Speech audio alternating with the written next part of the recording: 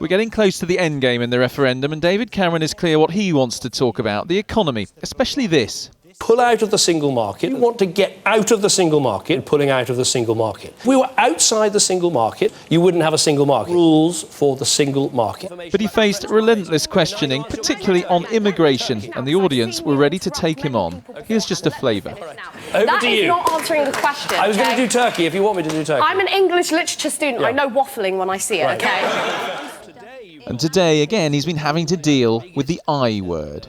Immigration is a challenge, there's no doubt about that. It's made more of a challenge by the fact our economy has been growing and we've been successful and people have come to work here. But I think the wrong answer... We have to have a bad economy I think the wrong answer, I think immigration. wrecking our economy by coming out of the European single market and hitting business and jobs in our economy, that would be a terrible way of trying to deal with this issue.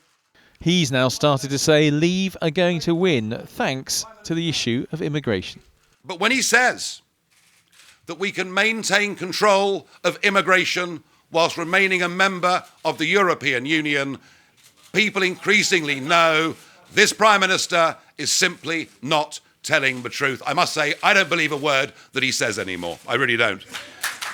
Nick Clegg had his differences with David Cameron, but he says the Prime Minister is right to keep warning about the dangers of a British exit from the EU, and it's not scaremongering. It is not true that we'll save the money they claim. It is not true that immigration will stop if we pull out of the European Union. And it is certainly not true that we'll be able to get the same access to European markets if we pull out of the single market.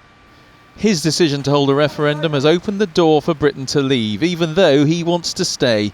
It's looking more and more like a very risky gamble.